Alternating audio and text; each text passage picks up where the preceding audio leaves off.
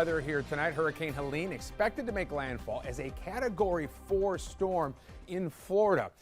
As we deal with a front that is bringing storms to us tonight. Live look from App State in Boone. That's on the right side of your screen. We've seen some flashes of lightning on this camera here just a short time ago, and they're getting rain.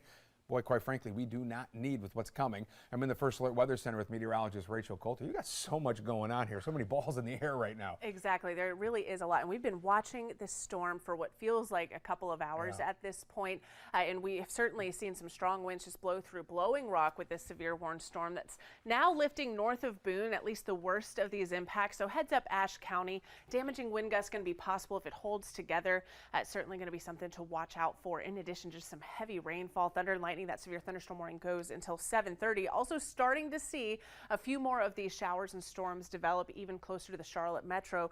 We have that isolated risk for severe weather. Damaging wind gusts and a tornado threat will continue through the rest of your evening hours. In addition to that excessive rainfall, it is not too often that the Weather Prediction Center issues a level 4 out of 4 or high risk for excessive rainfall. It accounts for about 85% of all of those flood-related damages and about 2/5 of all of the flood-related deaths when you start to see a level 4 out of 4 risk for flooding. So it's going to be extensive and catastrophic here the next couple of days. Landslides going to be a problem. We are really watching the mountains and the foothills closely, and even scattered flash flooding expected here in the Charlotte metro area as well. Here's the problem. We've got this front that's been to our west for days now. We have had round after round of heavy rain and thunderstorm activity. Last night we even had a few severe thunderstorm warnings even in the Charlotte metro, but it's been our western counties where we've seen most of this activity. Flash flood warnings spotting there, the east side of Tennessee and the west side of North Carolina, and Helene hasn't even moved in yet. In fact, Helene's just now moving into the Gulf of Mexico as a Category 1 hurricane. There's a lot of time left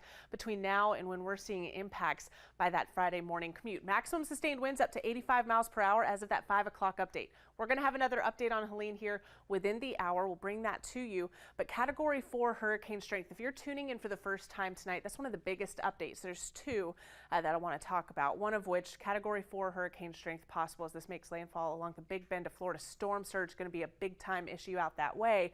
And I mentioned it before, but we've got that tropical storm warning that now does include half of our area, including the Charlotte metro, because tropical storm force winds are likely within the next 36 hours. So I want to talk a little bit more about these impacts. Eventually this system curves west, but this puts us on the east side of the center of circulation, and that's where you see most of those impacts. Let's talk about them one by one. Rainfall total is going to be our main concern, especially for our mountain communities. 6 to 10 inches just on a widespread view, especially when you include, I should say, what we've seen so far this week, tonight, what we're going to see tomorrow, and then it's going to be likely that some spots even get up to about 15 inches of rain. It just depends on where those heavier downpours set up shop. Got 4 to 6 inches of rainfall likely along the 321 corridor. We've lowered totals just a little bit as Helene will likely be a little further west. This is all track dependent, so it's going to be a close call, but we're looking at about 2 to 4 inches of rain in the Charlotte metro. That will still yield scattered flash flooding instances for us that we're going to have to pay attention to, with the lowest rain totals in our southeastern counties. But you'll have another threat, which I want to talk about here in just a second. Let's talk about the winds. 40 to 50 mile per hour wind gust. What can that do? That can down trees. That can cause scattered to numerous power outages. Timing wise, this is the Friday morning commute when you're going to have the best chance at losing power. You can watch us live. We're going to be here in the studio with you. Chief Meteorologist Al Conklin, Meteorologist Eric Garlick, Alicia Wilson, and then myself and Lisa will come in as well, watching this storm. And even if your power goes out, charge up those devices and you can watch us live through that app. We're also going to have to watch our tornado risk. This is updated since tonight, and I think this is a great call by the Storm Prediction Center because our severe threat looks higher and higher in terms of that tropical tornado risk that you can see develop in these environments. They're brief, they're short-lived, but they can pack a punch, and we'll have to watch for that potential. So tonight we are still going to be dealing with training showers and storms with an isolated severe risk through the overnight period. Waking up tomorrow morning, active on radar for our western counties, active on radar for almost all of us by the evening hours, and then we're going to expect impacts for that Friday morning commute. Here's Helene that's going to be moving through the area, and that's what we're going to have to watch for with that tropical tornado risk. There's a lot going on, Jamie. Here's a look at that 7-day forecast, which I'll break down in more detail here in about 30 minutes.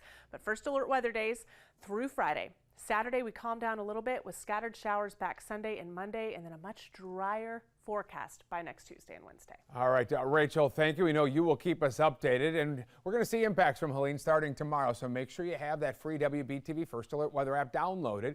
You can stay up to date with any warnings, watches, closures in the area. We've seen some of those with schools. And again, even if you lose power, you can still watch through our app. So just scan the QR code on your screen or search WBTV in your app store. Coming up here.